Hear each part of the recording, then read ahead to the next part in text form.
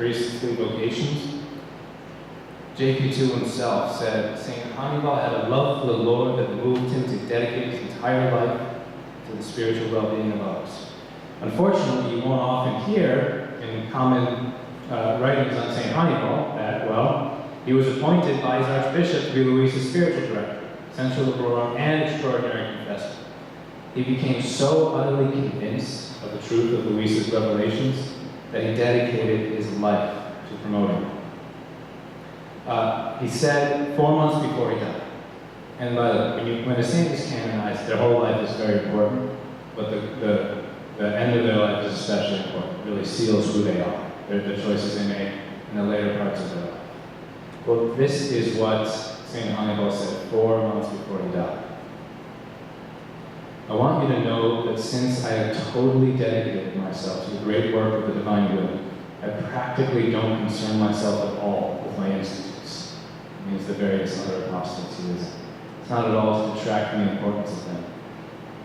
But we should be really touched by that this man who did such great and important things, when he learned about Luisa's revelations, he only had part of it. We had much more than he did. He dedicated his life to it in his canons. He said, Luisa's revelations consist in a mission so sublime that no other can be compared to. That is the triumph of the divine will on the whole earth, in conformity with what is said in the Our Father. That's the boldest claim of all Luisa's revelations, that the Our Father, the primary petition of the Our Father, is now about to be fulfilled. And God is doing that through these revelations. St. Hannibal is explicitly endorsing the most bold claim in all of her revelations. As we can never say, oh, he died before she made the really bold claim. Of course, he's right there advocating for the boldest of them. Let's take a look at a couple other points. St. Hannibal, Melanie Calvat was a seer at La Salette. He was in an order that St. Hannibal formed. She stayed in a convent there. St. Hannibal knew her well. JP2, after beatifying St. Hannibal, 7 years after that, 7 years before canonizing him, John Paul II said, St. Hannibal saw the means that God himself provided to bring about the new and divine holiness with which the Holy Spirit wishes to enrich Christians at the dawn of the third millennium in order to make Christ the heart of the world. John Paul II was trying to draw attention to the fact that Hannibal devoted himself to precisely this new and divine holiness, this gift of living in the divine will. He's trying to push people in that direction. Remind them of St. Hannibal's greatest passion. This is now a pope claiming the most bold claim of Luisa's as his own. He even said later, 5 years later, JP2 said that he encouraged a gathering of youth in Rome to, quote, enter into and live in the divine will.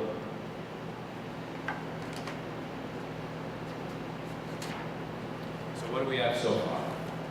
We've got the bold words of a saint, the Pope who canonized him in support of Luisa's writings, but we still have so much more. I don't want to spend too much time going through too much right now, so I'm going to start kind of skipping some things, but just take a look at the book, the chapter on the authenticity of the revelations if you want a better overview. Again, free online. When St. Hannibal took Luisa's Hours of the Passion to Pope St. Pius X, many of you know this already, he responded, Pope St. Pius X said to St. Hannibal, this should be read while kneeling. This is Jesus. Let's take another. A lot of you also probably know about the relationship between Luisa and Padre Pio. There really was one. Luisa highly revered Padre Pio, and Padre Pio highly revered Luisa. He would tell pilgrims who came to him from Piccarreta, he'd say, what are you doing? You have Luisa and Piccarreta, go to her. Some people tried to dispute this connection, but that disputation is itself been refuted, again, by the official Vatican biography of Luisa, which reads, quote, there are countless testimonies beyond Federico Bresch and Miss Caterina Valentina that talk about the mutual esteem and faith Luisa and Padre Pio had in each other, perhaps because of the deep similarities in their lives too. And then it goes on to quote many other details that that point out that that connection truly did exist. So St. Hannibal, Padre Pio, Pope St. Pius X. This is, the case is starting to look rather certain, but we're still nowhere near done. The Church, so far, has appointed no fewer than 4 separate theologians to go through all of her writings. All of them have been declared free of any error, free of any doctrinal error. In 2011, a religious order dedicated to Luisa's spirituality, the Benedictine Daughters of Divine Will, were approved. They're now an official religious order dedicated to Luisa's revelations. And in the biography I've been quoting, The Son of My Will, that was from 2016. In 2015, a woman reveals that she was miraculously healed through the intercession of Luisa. In November 2016, the Vatican publishes its official Dictionary of Mysticism. Luisa has an entry in it. There's more, the list goes on, but at this point, there's not much doubt. But I do want to read one brief quote. The Vatican biography I just talked about, it has a preface written by a cardinal, and it's not just any cardinal. It's Cardinal Jose Saraiva Martinez. He was the prefect emeritus for the Congregation for the Causes of Saints. If there's anyone in the whole church who knows what makes a saint and a valid mystic, it's the prefect for the Congregation for the Causes of Saints. He wrote the preface to this biography of Luisa promoting her revelations. And in this preface he said specifically, from Luisa's continual contemplation of Jesus' passion, Luisa is led to conform herself to Christ. This living in the divine will is the actual way in which the Son Jesus lived on earth, bringing here with him the life of heaven. So you can't argue that, oh, this is just talking about her virtues. No, the preface from this cardinal is specifically endorsing the gift of living in the divine will itself. There's no denying it. So we really can't get around it. And I don't want to bore you with more of those administrative details, though. There's a bunch more. I want to get into something that's not talked about much, and that is prophecies. Now, I haven't done enough research to prove this with certainty, but I am quite confident that if you looked at all of the prophets in the history of the entire church, you will find many fulfilled prophecies. You will find many things that were foretold days, months, even years in advance, and they happened precisely as they were said to have happened. Well, Luisa's revelations have more fulfilled prophecies than any other revelation in the history of the church. I'm pretty confident on that. Not absolutely certain, but quite confident. Let me take a look at just a couple. World War II. Everybody knows, I should say everybody. A lot of people know that Our Lady of Fatima prophesied that. Indeed, she did. But so did Luisa. St. Hannibal wrote about Luisa's prophecies. In the course of these publications which we are beginning, there are chapters which foresee divine scourges, earthquakes, wars, fire, cloudbursts, devastation of lands, epidemics, famines, and the like. Everything, he repeats that word in his own letter, has been predicted several years before, and everything has come about. And much yet is left to come about. St. Hannibal died in 1927. Before 1927, he was blown away by how many prophecies were given to Luisa and then fulfilled. And he only saw the tip of the iceberg. We have so much more than he did now that we can look back on. In 1923, Jesus said to Luisa, it is the second general turmoil that the nations are preparing. 1923. So after World War I, wasn't known as World War I then. They didn't know there'd be a World War II. It was just called the Great War. But Jesus is here specifically saying to Luisa, in 1923, they are preparing a second general turmoil. I have done everything to dissuade them, but everything has been in vain. The more they are united together, the more discords, hatreds, and injustices they foment, to the point of forcing the oppressed to take up arms to defend themselves. When it comes to defending the oppressed and justice, also natural, I must concur. They should have understood this by themselves and been meeker toward the oppressed. On the contrary, they are more inexorable, wanting not only their humiliation but also their destruction. What perfidy! 1923 again, Jesus said, last year, France, by moving against Germany, rang the first bell. Italy, by moving against Greece, rang the second war bell. Then another nation will come, which will ring the third, and call them to fight. Well, we all know now that that's exactly how World War II started, when Germany invaded Poland, the third bell. 1927, Jesus says, this century can be called the century of the most awful pretenses among all classes. And this is why they never come to an agreement among themselves. And while apparently it seems that they want to agree, in reality they are plotting new wars. Pretense has never brought true good, either in the civil order or in the religious order. The most, a few shadows of fleeting good. And so here's how they are converting that peace, so praised with words, but not with deeds, into preparations for war. As you can already see, many different races have united to fight, some with one pretext, some with another, and more will unite together. But I will use the union of these races, because for the coming of the kingdom of my divine will, it is necessary to have the union of all races by means of another war, much more extensive than the last one. Well, indeed, we of course all know World War II was much more extensive than the one before it. But Jesus is reminding Luisa, as evil as this is, he only allows it for a reason, because this was all preparation.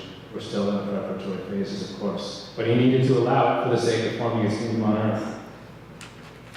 Let's see if I can share, see if I have time to share maybe one or two more real quick.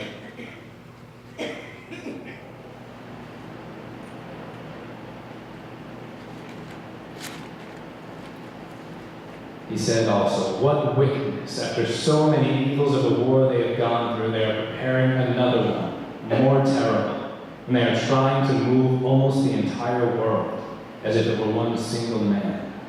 Does this not say that sin has entered deep into their bones, to the point of transforming their very nature into sin? So he's constantly lamenting, after World War I, that they're preparing another. Time and time again, Jesus tells us to Luisa. Luisa wasn't exactly an international affairs expert. There's no way she could have humanly predicted these things. And she certainly wasn't a geologist either. So why do I bring that up? Well, let's take a quick look at another prophecy. Of course, even if she was a geologist, it would make no difference, because geologists themselves cannot predict earthquakes. But Jesus can. April 17th, 1906. We read it in her diary. This morning I had a bad time. I was outside of myself and could see nothing but fire. It seemed that the earth would open and threaten to swallow cities, mountains, and men. It seemed that the Lord would want to destroy the earth, but in a special way, 3 different places, distant from one another, and some of them also in Italy. They seemed to be 3 mountains of volcanoes, some sending fire which flooded cities, some places the earth was opening, and horrible quakes would occur. I could not understand very well whether these things were happening or will have to happen. How many ruins? Yet the cause of this is only sin, and man does not want to surrender. It seems that man has placed himself against God, and God will arm the elements against man, water, fire, wind, and many other things, which will cause many on man to die. Okay, so remember, this is 1906. This is April 17th, 1906. Specifically showing 3 different places distant from another, one of them in Italy, earthquakes. Well, you can see for yourself that that's when this diary entry was written, if you just look it up. And you can also take a look at the history of earthquakes, and you'll see the very next day, April 18th, 1906, the Great San Francisco earthquake. The USGS says it ranks as one of the most significant earthquakes of all time. It remains the deadliest earthquake in American history. It was the very day after Luisa was given that message. 4 months later, the 1906 Valparaiso earthquake occurred in Chile, killed even more people than the San Francisco quake did. 2 years later, the 1908 Messina earthquake wreaked havoc in Italy, just as Luisa was shown. It is still the worst and deadliest earthquake in European history. At least 80,000 people were killed, maybe even up to 200,000. The city of Messina was destroyed, And Luisa was also shown this exact earthquake the morning before it happened. There are many other prophecies. I just wanted to share a couple with you that have since been fulfilled. But I want to get a little less theatrical for a moment and just take a look at Luisa's own concerns. I don't think anyone struggled with the authenticity of her revelations more than she did, because she was a diligent seer. She didn't want to just take anything for granted. She wanted to test this and be absolutely certain it was from Jesus. So I really want to end our first talk here by taking a look at this quote from her diary on March 7th, 1922. It's from this quote, I think we can learn from Luisa's own struggles, even if they're our own. And I think the same solution will work for us, and we'll see this in a moment. Here's Luisa writing. I was thinking about what has been written, and I said to myself, is it really Jesus that speaks to me, or is it a trick of the enemy in my fantasy? And Jesus, on coming, told me, my daughter, my words are full of truth and light. They carry with them the virtue of transforming the soul into truth itself, into light itself, and into the very good which they contain, in such a way that the soul does not only know the truth, but she feels within her the substance of operating according to the truth which she has known. Further, my truths are full of beauty and attraction, in such a way that the soul, taken by their beauty, lets herself be enraptured by them. In me, everything is order, harmony, and beauty. See, I created the heavens. They alone could have been enough. But no, I wanted to adorn them with stars, almost studding them with beauty, so the human eye might enjoy more from the works of its creator. I created the earth, and I adorned it with many plants and flowers. I created nothing which did not have its own ornament. And if this is in the order of created things, much more so in my truths, which reside within my divinity. While it seems that they reach the soul, they are like solar rays, which hit and warm the earth without ever departing from the center of the sun. And so the soul remains so enamored with my truths that she finds it almost impossible not to put into practice the truths she has known, even at the cost of her life. On the other hand, when it is the enemy, or the speculation fantasy, that wants to speak about truths, they bring neither light, nor substance, nor beauty, nor attraction. They are empty truths, without life. And the soul does not feel the grace to sacrifice herself to put them into practice.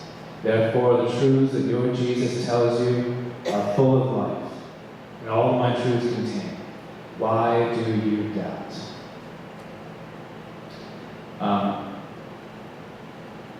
This is, I think, the best way to remind yourself of the authenticity of Luisa's revelations. So open them up, look at them, read them, and you will feel truth exuding out of them. And it might just remind you of, if you had a conversion story at some point in your life, the same feeling you had when you opened up sacred scripture. And you could feel it coursing with life. You will feel that if you really dive into Luisa's writings. So that's what I want to leave you with for this first talk. And let's take a break and we'll come back and talk about the signs of the times.